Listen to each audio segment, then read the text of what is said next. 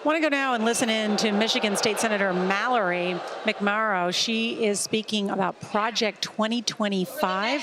So let's listen in. You are going to hear a lot about what is in this 900-page document. Why? Because this is the Republican blueprint for a second Trump term.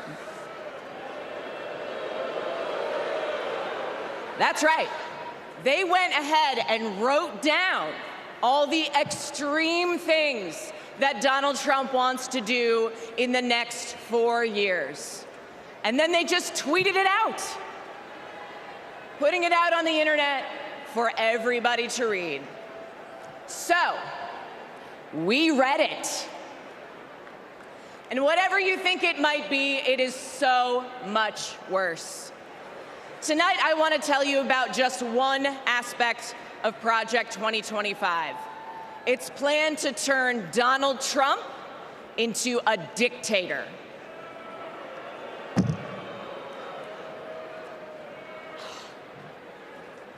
Okay, right here on page 535, it says, quote, reissue Trump's Schedule F executive order to permit discharge of non-performing employees.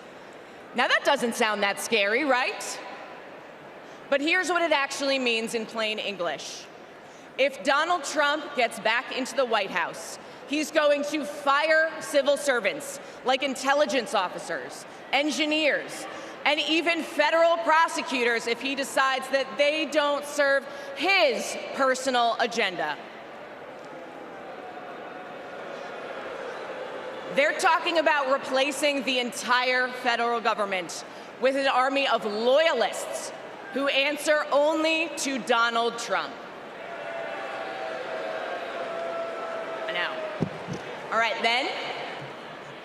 Okay. Page 873. It says, quote, conservatives have long believed in either ending law enforcement activities of independent agencies or ending their independent status. Again, that sounds pretty boring. But what it means is that under Project 2025, Donald Trump would be able to weaponize the Department of Justice to go after his political opponents. He could even turn the FBI into his own personal police force. That is not how it works in America. That's how it works in dictatorships. And that's exactly what Donald Trump and his MAGA minions have in mind. An expansion of presidential powers like no president has ever had or should ever have.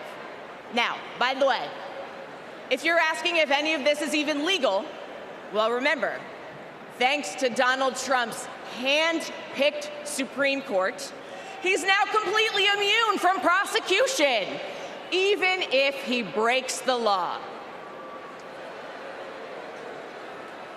But that's not who we are, because we believe in a government of the people, by the people, and for the people.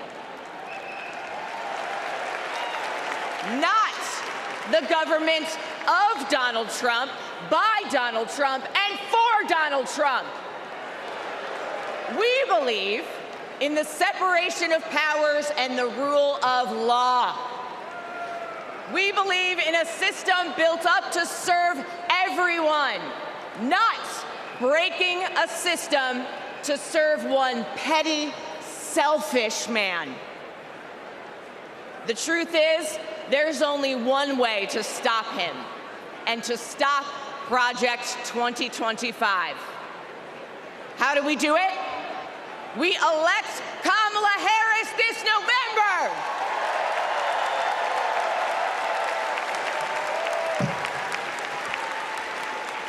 We'll be back tomorrow night to tell you what Project 2025 means for your pocketbook.